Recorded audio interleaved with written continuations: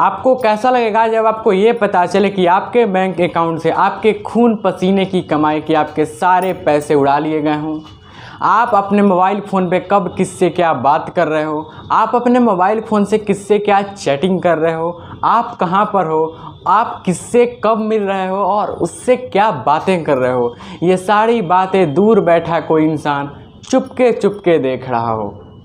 आपको झटका लगेगा, शायद बहुत बड़ा झटका लगे, लेकिन इससे भी बड़ा झटका आपको शायद तब लगेगा जब आपको ये पता चलेगा कि ये सारी कामें दुनिया के सबसे बड़े लोकतंत्र भारत में हो रही हों।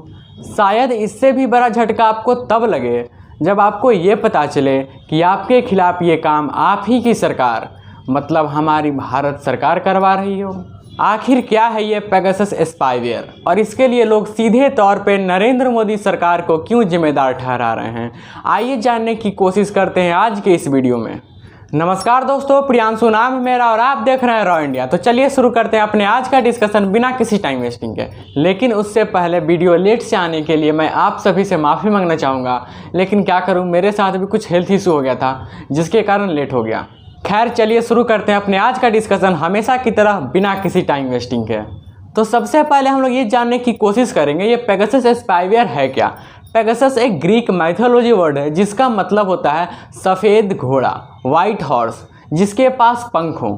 अर्थात आज के समय में पेगासस एक ऐसा स्पाईवेयर है, एक ऐसा सॉफ्टवेयर है, एक ऐसा कंप्यूटर वायरस है जो आपके फ़ोन में घुसकर आपकी सारी डिटेल्स निकाल सकता है, आपके कॉल रिकॉर्डिंग ऑन कर सकता है, आपके वीडियो को ऑन कर सकता है, आपके लोकेशन को ट्रैक कर सकता है, आप किससे क्या बातें कर रहे हो उसको रिकॉर्ड कर सकता है, आपके मैसेजेस को पढ़ सकता है, आपके सारे पासवर्ड्स को कलेक्ट कर सकता है। सीधे तौर पे बोला जाए तो आपके साथ कुछ भी कर सकता है। बहुत खतरनाक होता है ये।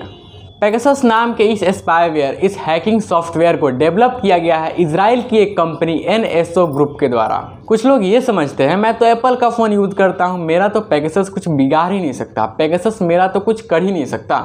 भाई साहब मैं बता दूं, एंड्रॉयड के साथ साथ ये एप्पल के भी फ़ोन को चकमा देके उसको भी हैक कर सकता है। NSO नाम की ये इजरायली कंपनी ये दावा करती है कि ये अपने डाटा को सिर्फ और सिर्फ सरकारों को ही बेचती है ताकि वह टेररिस्ट अटैक्स को रोक सकें, कम कर सकें और टेररिस्ट को पकड़ सकें। और मैक्सिकन गवर्नमेंट ये एक्सेप्ट करती है कि उसने इस पेगासस स्पाईवेयर का इस्तेमाल करके इसके मदद से उसने वहाँ के ड्रग लॉर्ड एल चैपो को पकड़ने में मदद मिली।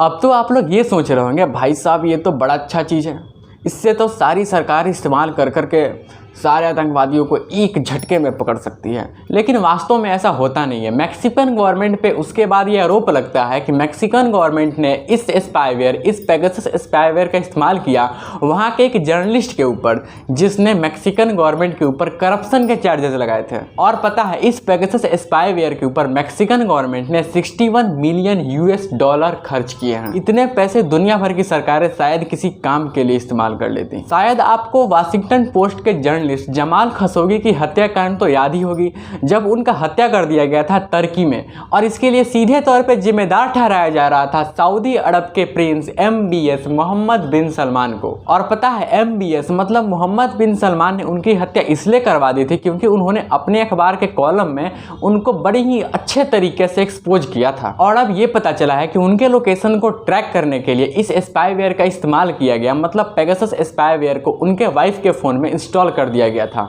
जिसकी वजह से उनकी सारी जानकारी, उनके सारी इन्फॉर्मेशन दूर बैठे मोहम्मद बिन सलमान को बड़े ही आसानी से चुपके मिल रही थी। अमेजन के CEO जेफ बेजोस के फ़ोन में भी इसको इंस्टॉल किया गया था, और इतना ही नहीं, फ्रांस के राष्ट्रपति मैक्रोन के फ़ोन में भी इसको इंस्टॉल किया गया था, जिसके बाद उनको अपना फ़ोन बदलना पड़ा। सारी मीडिया नहीं, गोदी मीडिया को छोड़ करके, मतलब कि लगभग मीडिया क्यों ये पूछ रही है कि इसके लिए नरेंद्र मोदी सरकार जिम्मेदार है। आइए जानते हैं। फ्रांस की non profitable media company forbidden stories के हाथों एक कागजात लगी जिसमें 50,000 मोबाइल नंबर थे, और ये शक था कि इन मोबाइल नंबर्स के ऊपर या तो पेगासस स्पाईवेयर करवाए जाने थे या करवा दिए गए थे, जिसके बाद फॉरेंसिक टेस्ट के लिए फॉरबिडन स्टोरीज गई मानवाधिकार संस्थान एमनेस्टी इंटरनेशनल के बाद दुनिया भर के 10 से भी अधिक देशों के 17 से भी अधिक मीडिया संस्थान, जिसमें the guardian, the Washington post और भारत से द वायर जैसे मीडिया संस्थान हैं, जो किसी भी खबर को बड़े ही जिम्मेदारी के साथ छापते हैं। उन्होंने इस खबर को बड़ी ही प्रमुखता के साथ अपने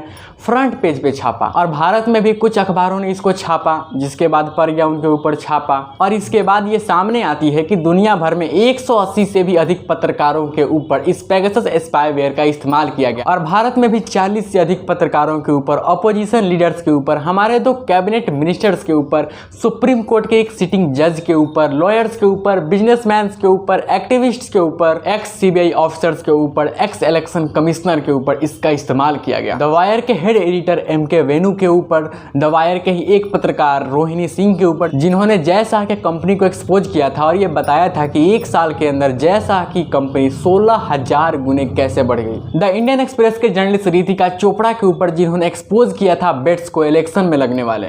ऐसे कितने सारे ऐसे पत्रकार हैं जिनको इस एक वीडियो में बता पाना बड़ी मुश्किल है। और राहुल गांधी के साथ साथ उनके 2 करीबी अलंकार स्वामी और सचिन राव के फ़ोन में भी इस स्पाईवेयर को इंस्टॉल किया गया था और ये इंस्टॉल किया गया था 2019 के इलेक्शन के टाइम में। कुछ तो गड़बड़ है।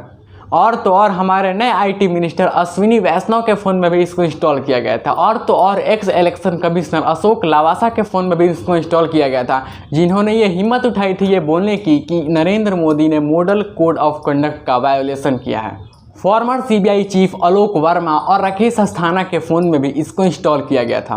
आपको एक बात पता है, इस पेगासस स्पाईवेयर को इंस्टॉल करने के लिए भी सरकार को काफ़ी पैसे खर्च करने पड़ते हैं। किसी 10 फ़ोन में इंस्टॉल करने के लिए सरकार को 5 करोड़ रुपए खर्च करने होंगे।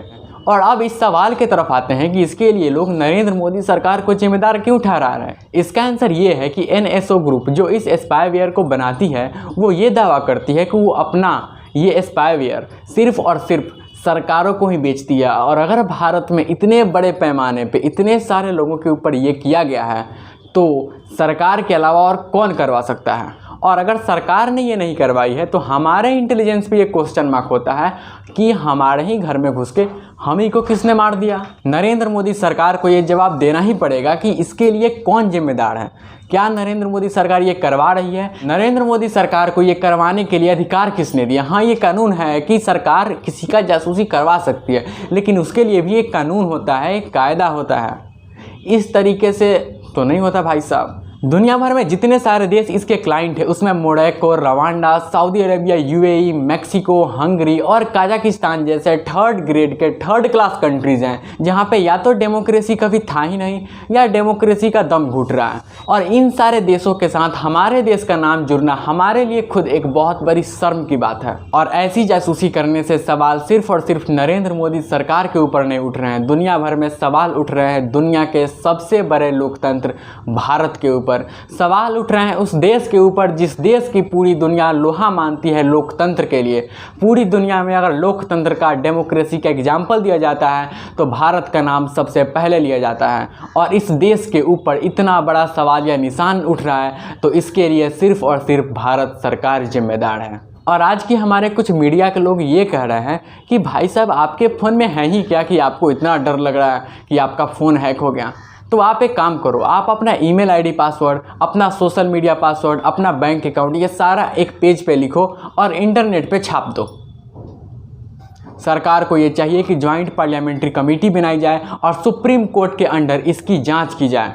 दोस्तों, आपको क्या लगता है लोकतंत्र की हत्या करने वाले इस एनएसओ ग्रुप के स्पाईवेयर को जड़ से उखाड़ फेंकना चाहिए? आपको जो भी लगता है और आपका अपना इस टॉपिक पे जो भी ओपिनियन है प्लीज़ कमेंट बॉक्स में ज़रूर बताइएगा। और अगर आपको हमारी वीडियो इन्फॉर्मेटिव लगी हो, अगर आपको हमारी वीडियो पसंद आई हो तो हमें सपोर्ट करने के लिए हमारे चैनल रॉ इंडिया को जल्दी से सब्सक्राइब कर लीजिए। हमारे वीडियो को लाइक करिए, शेयर करिए ताकि ज़्यादा से ज़्यादा लोग इसको देख सकें और इसके बारे में जान सकें।